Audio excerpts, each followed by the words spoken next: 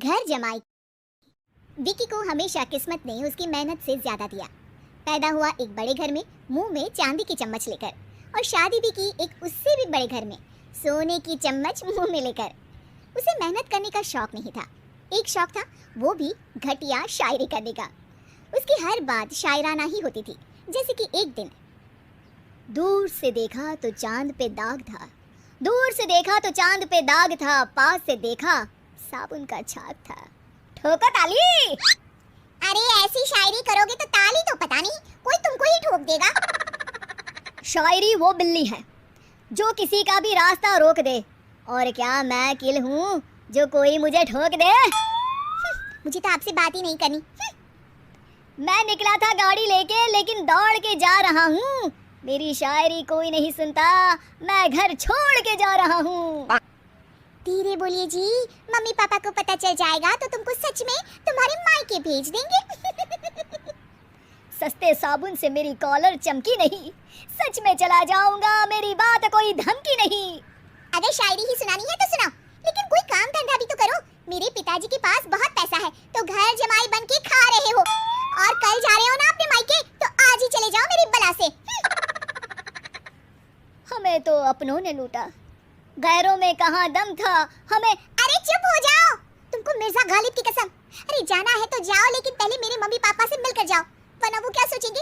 लेकिन विकी अकेले ही अपनी कार लेकर अपने मायके यानी कि अपने खुद के घर पहुंच जाता है। अरे बेटा, तू अचानक, बहू कैसी है? अरे माँ, बहू तो बिल्कुल बदल गई है, मुर्गी हाथ से निकल गई है। अरे क्या हुआ बेटा? उसकी आती नहीं है, मेरी जाती नहीं है, मैं करता हूँ शायरी, उसे भाती नहीं है। मेरे पास उसका फोन आया था बेटा, सही कह रही है वो, तुमको काम करना चाहिए तभी तो इज्जत मिलेगी। घर जमाई बनके सास ससुर के पैसों पर कब तक ऐश उड़ाते रहोगे? मेरी जिंदगी में हर तरफ से उंगली हो रही है, फोन पर मेरी चुगली हो रही है। अरे चुगली नहीं कर रही थी बहू, वो तेरा भला चाहती है बेटा। सूखे हुए कपड़े को भी गीला कह रहे हैं लोग, चुगली करने को मेरा भला कह रहे हैं लोग। ठोको ताली। ये सुन के माँ अपने हाथ से अपना सर पीट लेती है। अरे माँ, ताली की जगह माथा क्यों ठोक रही हो? बेटा तू ना आराम कर, तेरे पिताजी भी आने वाले हैं, खाना लगा देती हूँ। विकी अपने घर भी दिन भर टीवी देखता है, तरह तरह का खाना खाता है, दोपहर तक सोता है, चाय पीता है, वीडियो गेम खेलता है, बस काम करने नहीं जाता। घर में नौकर चाकर है तो बिस्तर से हिलने तक की जरूरत नहीं पड़ती। कई बार तो विकी अपने नौकरों को बिठाकर शायरी सुनाता रहता। कब जाओगे बेटा? अरे कैसी बात कर रहे हैं डैडी, क्या आप मेरे फादर नहीं? आप मुझे भगाना चाहते हैं क्या? ये मेरा घर नहीं। अरे नहीं बेटा, तुम्हारा ही घर है, हम तो चाहते थे कि तुम यहीं रहो और मेरा काम आगे बढ़ाओ, लेकिन तुम ही चले गए घर जमाई बनने। अरे मेहनत तो गधे भी करते हैं, मैं अच्छी किस्मत लेके पैदा हुआ हूँ, मैं घर जमाई हूँ, ससुराल का फूल गेंदा हुआ हूँ। ठोको ताली। पिताजी और माँ सच में ताली बजा देते हैं। ऐसा पहली बार होता है जब विकी की शायरी पर किसी ने ताली बजाई हो। अरे आप लोग सच में ताली बजा रहे हैं?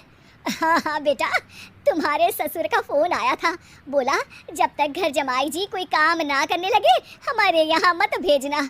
अब तू तो काम करने से रहा, और तुझे रहना भी है हमारे घर में ही, करेगा भी शायरी ही, और बार बार ठोको ताली बोलेगा तो आदत डाल ही लेते हैं ताली ठोकने की। विकी उसी वक्त खड़ा होता है और बहुत गुस्से में सीधे ससुराल के लिए निकल जाता है। फिर से आ गए? लेकिन सुमन को देखते ही विकी पिघल जाता है। अब सुमन, आई एम सॉरी, आज से ना मैं सिर्फ शायरी ही नहीं बल्कि काम भी करूँगा। तुम अपने ऑफिस में बात कर लेना, कोई भी मेहनत का काम कर लूँगा। मैं घर जमाई बन के रहूँगा, लेकिन काम करूँगा और इज्जत से रहूँगा। मतलब सिर्फ तुम नहीं आए हो, तुम्हारे साथ तुम्हें अकल भी आ गई है। मैं अपने कारखाने का मैनेजर बनाता हूँ तुमको, कल से मेरे साथ चलना वहाँ। थैंक यू ससुर जी।